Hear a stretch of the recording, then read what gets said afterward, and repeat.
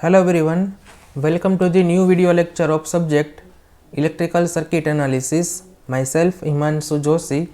I am an assistant professor in Sri Labhubai Trivedi Institute of Engineering and Technology, Rajkot. So today we will start our lecture with new chapter, that is the chapter number 3 from our syllabus. Name is Sinusoidal Steady State Analysis. So these are the topic that we are going to cover in this particular chapter. So let starts with first topic, that is the representation of sine function as a rotating phasor.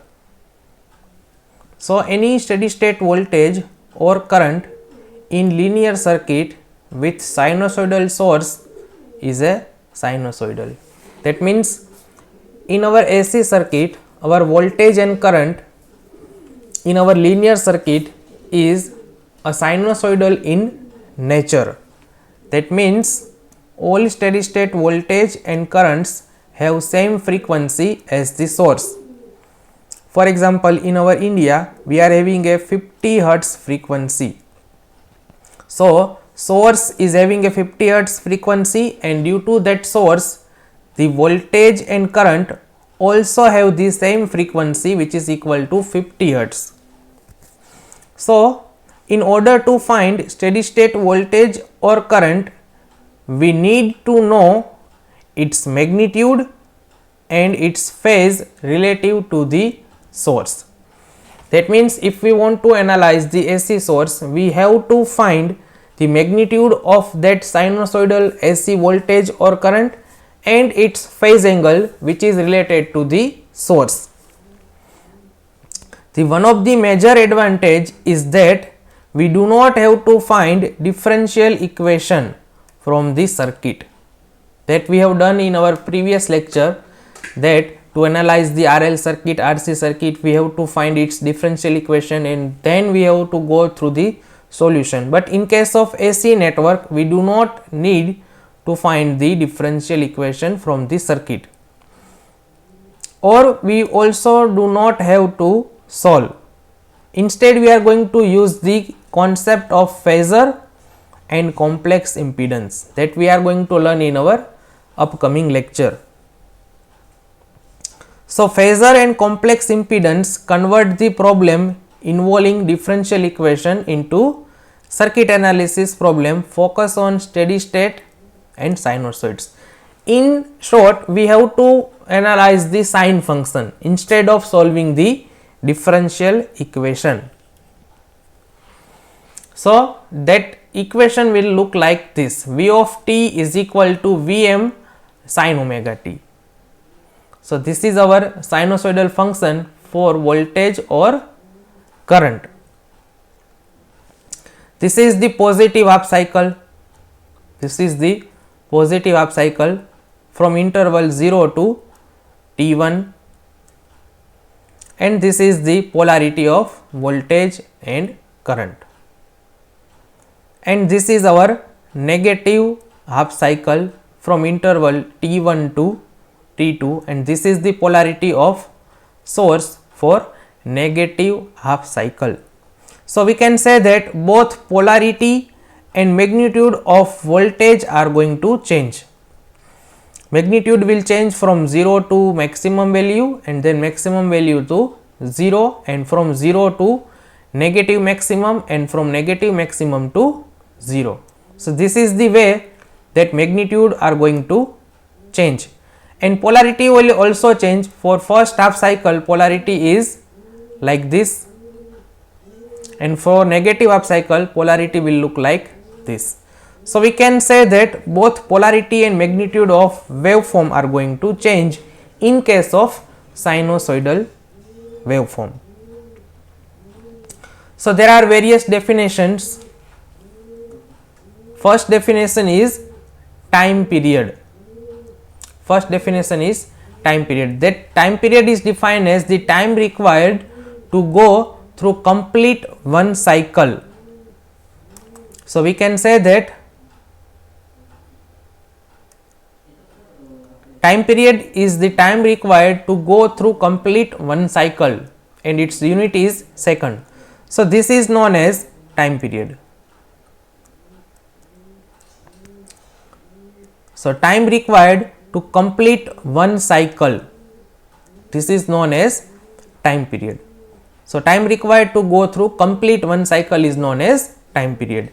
Frequency, second definition is frequency, that is defined as number of cycle per second, and its unit is hertz, and its formula is 1 by T.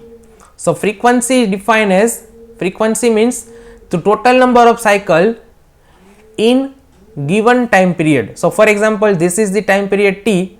So in this duration, how many cycle will complete? So for this particular diagram, we can say that for the given time period there is a one cycle. So frequency is 1 hertz. So number of cycle per second is known as frequency. Another definition is radian frequency or angular frequency. It is denoted by omega. Its formula is 2 pi f. So if we will replace f by 1 by t, its another formula is 2 pi by t, and its unit is radian per second. 2 pi denotes the radian, t denotes the second. So radian frequency is defined as omega is equal to 2 pi f, or if we replace f by 1 by t, it is equal to 2 pi by t, and its unit is radian per second. Next is amplitude. So amplitude is nothing but the peak value of our sinusoidal function. For example, v of t is equal to Vm sin omega t, or I of t is equal to Im sin omega t, then its amplitude is nothing but the Vm, this is the Vm, and this is the Im. So let me see that amplitude. So this is known as amplitude. Maximum value of sinusoidal waveform, either for voltage or for current, that peak value is known as amplitude, Vm or Im. So let's define the third definition, that is the RMS value. So RMS value is also known as effective root mean square value of a periodic waveform, that is known as RMS value, root mean square. So it defined as RMS is equal to the value of direct current or DC current or steady state current which flowing through R ohm resistor will do the same amount of work in the same time, or would produce the same heating effect, or it delivers the same average power to the resistor as the periodic current does for the same time interval. So let me explain this definition in some easy way. For example, we are having a R ohm resistor. We are having a R ohm resistor. Now I will connect this R ohm resistor with some DC source which is having a polarity plus or minus. It is equal to V volt. Now due to this connection, current will flow through this resistor which is equal to I ampere. Now I will keep this network for example t second. For example t second. Now due to this current, heat will produce in this resistor which is given by I square R, duration is t. So this is the heat produced due to this DC source and this I ampere current which is equal to I square RT. Now I will change this source to the AC source. For example, this is the same resistor. Now I will apply AC source. Now I will apply AC source which is equal to V. Now to produce the same amount of heat, as I have mentioned over here, same amount of work or same heating effect, same amount of work or same heating effect, what should be the value of current? What should be the value of current for t second?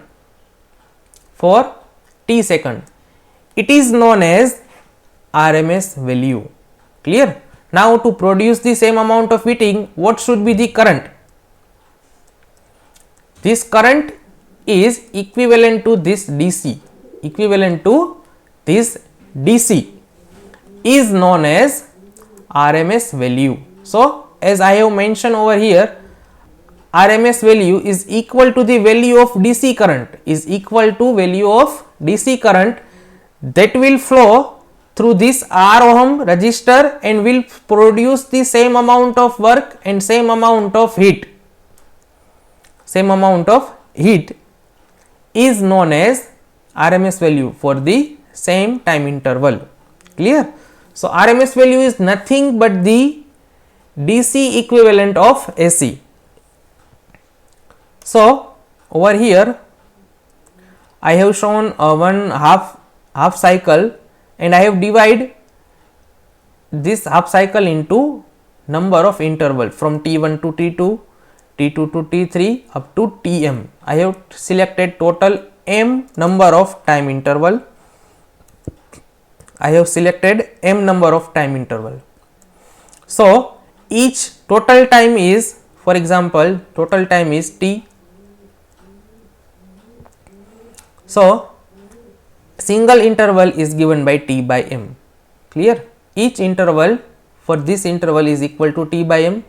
This is also equal to T by m. This is also equal to T by m. Total interval are m. Total time is T. So, single interval is represented by T by m. So, each interval will do the heat which is equal to I square R T by m. For example, if I will talk about this particular single interval, so due to for this interval I will consider the current is equal to I1. So, heat produced is given by I square R. Now, interval is T by m, interval is T by m, and this current is I1. So, I1 square R T by m. For example, if I will talk about this second interval, then it is equal to I2 square R, interval is again same T by m. So, individual interval, the heat produced is given by I1 square R T by m. For second interval, heat is I2 square R T by m. For third interval, I3 square R T by m. For fourth interval, I4 square R T by m, and for last interval it is equal to Im square R into T by m joule. So, I can say that total heat produced is equal to addition of individual heat. So, total heat is equal to, I have to add all this interval. I have to add all this interval. So, that will gives the total work done. So, over here if I will add all the thing, you can see that R into T by m is common. R into T by m is common for all term.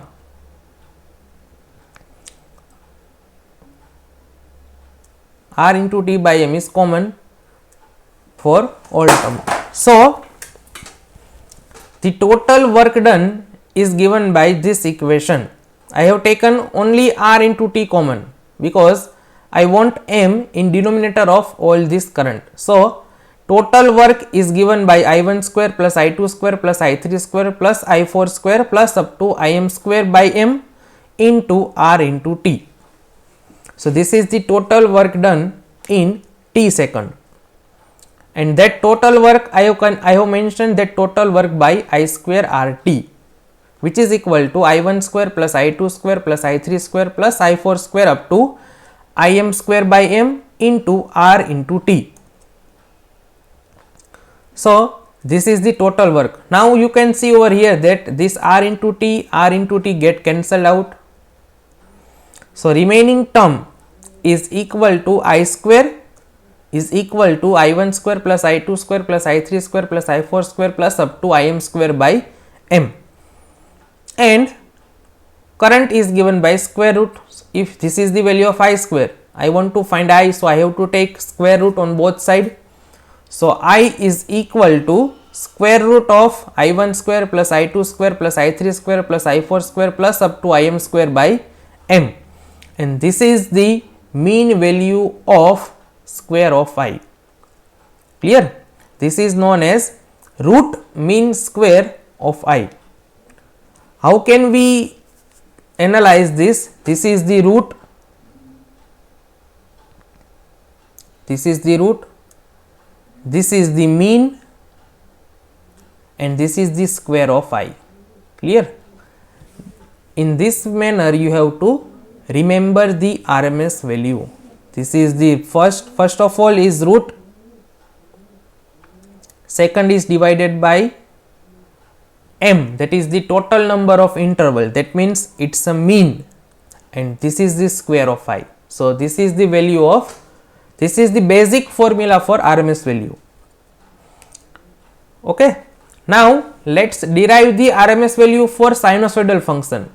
Till now this is the basic concept of RMS value.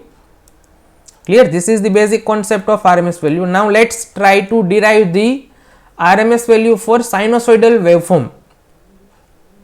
So this is the waveform of current, this is the interval from 0 to 2 pi, this is the total interval, and this is the peak value of Im. So I can write I is equal to Im sin omega t, Im sin omega t. Now let consider theta is equal to omega t.